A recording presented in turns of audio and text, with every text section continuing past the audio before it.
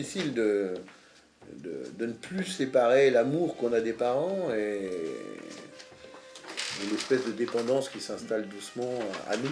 En fait, de devenir le parent de ses parents, c'est ce qui est le plus compliqué, quoi. Pour Stéphane, la dépendance progressive de ses parents, et plus particulièrement de son père, est un combat de tous les jours. Ce kinésithérapeute habite à 10 minutes de chez ses parents à Argenteuil et doit donc souvent pallier au manque d'autonomie de ces derniers. La dernière fois, c'était la télé qui marchait plus. Je l'ai vu dans la chambre et qui voulait pas manger. Il était prostré, ça fait... Oui, c'est dur. Hein. C'est dur. Il est informaticien et au téléphone. Le premier réflexe que vous avez, c'est de dire papa, mais fais-le, quoi. T'as toutes les capacités. Eh ben non, vous y allez parce qu'il faut le faire. Mais à la fin, on a réussi à résoudre le problème. Il s'est assis dans son fauteuil, il avait sa petite série et ils se sont fait un bisou tous les deux. C'est comme ça que ça doit arriver. Voilà. Mais c'est compliqué. Voilà. Oui. Il a perdu plusieurs fois sa carte bleue, son portable. On a des choses importantes à faire, on est en plein dans le boulot et tout d'un coup il y a une paire de cartes bleues. C'est moi qui l'ai. Hein. Donc j'étais des fois pas fâché parce que c'est pas le terme. Mais maintenant, je pense que c'est pour tous les gens comme ça, tous les gens comme nous qui sont là, enfin ce que vous appelez les aidants.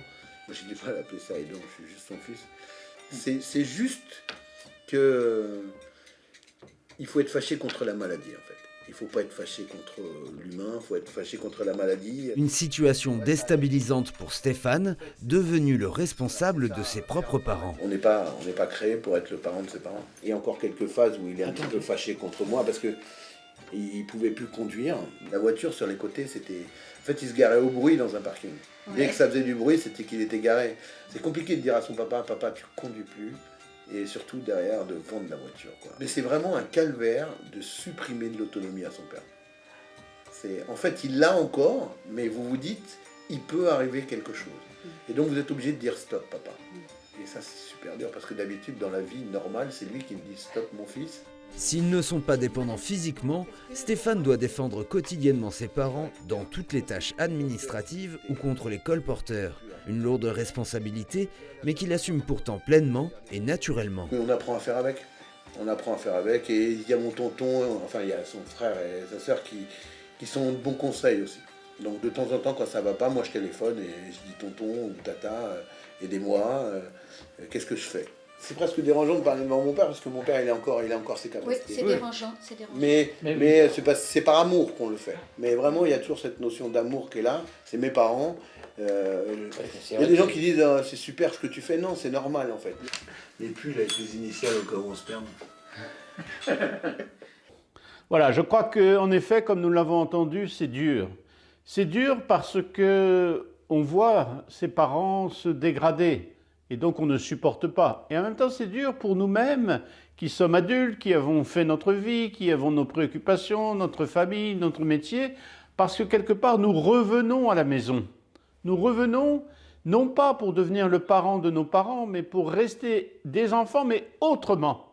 C'est-à-dire des enfants qui vont venir en aide, des enfants qui vont secourir, des enfants qui ont reçu de l'amour et qui aujourd'hui vont en donner. Et donc il y a ce renversement qui est parfois difficile. Mais je crois que, comme il a été dit, c'est possible par amour. Et c'est même indispensable. N'oublions pas cette parole forte et dure que dit le pape François.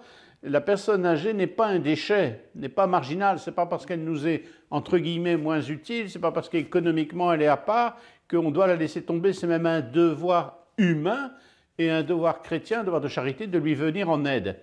Venir en aide à une personne âgée en lui permettant de rester personne, une personne, c'est-à-dire un être libre. Et donc il faut beaucoup de délicatesse, beaucoup d'amour. Il ne faut pas tout faire. La personne âgée n'est pas un enfant. Non, c'est une personne qui a plus de difficultés, qui perd la mémoire, qui perd le sens de l'équilibre. Bon, bref, il y a beaucoup de choses en elle qui s'amenuisent, mais elle reste une personne. Et je crois que c'est l'aider à demeurer personne que lui laisser faire l'expérience qu'elle ne peut pas toute seule, alors qu'elle a besoin d'aide. Mais elle a besoin d'une aide par amour. Et encore, elle a, même dans l'aide qu'on lui donne, elle a beaucoup de choses à nous apprendre encore, ne serait-ce que son expérience. Rappelons-nous que Jésus dit à l'apôtre Pierre, « Quand tu seras plus âgé, un autre te mettra la ceinture. » Eh bien, c'est l'expérience de la vie, c'est aussi une expérience spirituelle.